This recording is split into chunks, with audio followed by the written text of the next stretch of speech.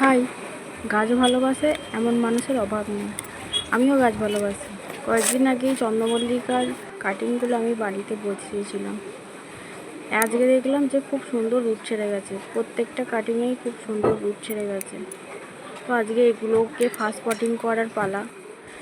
একটা এরকম ছোট্ট কন্টেনার নিয়ে নিলাম, যেহেতু এরা ফার্স্ট পটিং হচ্ছে। তো আমার কাছে আর অন্য কিছু ছিল না, আমি এইটাই নিয়েছিলাম। তো এটার নিচে একটা ছিদ্র করে নিয়ে একটা টালি ভাঙা বা টব ভাঙা, তুমি যা খুশি দিয়ে দিতে পারো। তো আমি এগুলো নিয়েছিলাম। আর এখানে কম্পোস্ট, মাটি আর একটু বালি, এই তিনটে একসঙ্গে আমি মিক্সড করে আমি বসাবো। আর যাতে ড্রেনেজ এরিয়াটা যাতে জল পাস করে ভালোভাবে, তার জন্য একটু বালি এই কন্টেনারটার নিচে দিয়ে দিয়েছিলাম, যাতে জলটা ভালোভাবে পাস হতে পারে আর গাছটা না মারা যায়। এরপরে এই মাটি, বালি আর কম্পোস্ট তিনটেকে একসঙ্গে মিশিয়ে নিয়েছিলাম।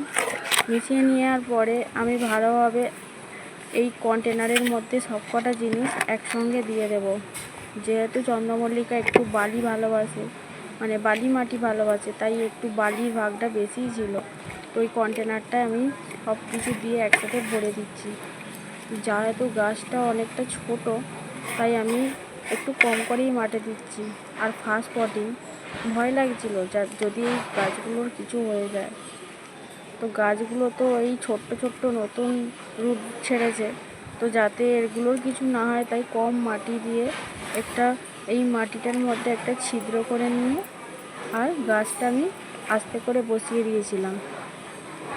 আর ওপর থেকে একটু মাটি নিয়ে ওপরটা একটু কভার করে দিয়েছিলাম, যাতে গাছটার কিছু আঘাত না লাগে। এরপরে গাছটাকে আমি সুন্দরভাবে ভালো করে মাটিটা একটু টিপে টিপে বসিয়ে দিচ্ছিলাম, যাতে ভিতরে অক্সিজেনটা না থাকে। এরপরে এই গাছটাকে আমি একটা শেড এরিয়ার মধ্যে রাখবো, যাতে কোনো রোদ না লাগে এর মধ্যে আর হাওয়া বাতাসটা পাস করে। এবার একটু জল দিয়ে দিলাম। জল দেওয়ার পরে এটাকে এবার একটা ছাওয়া জায়গায় রাখার পালা। টাটা।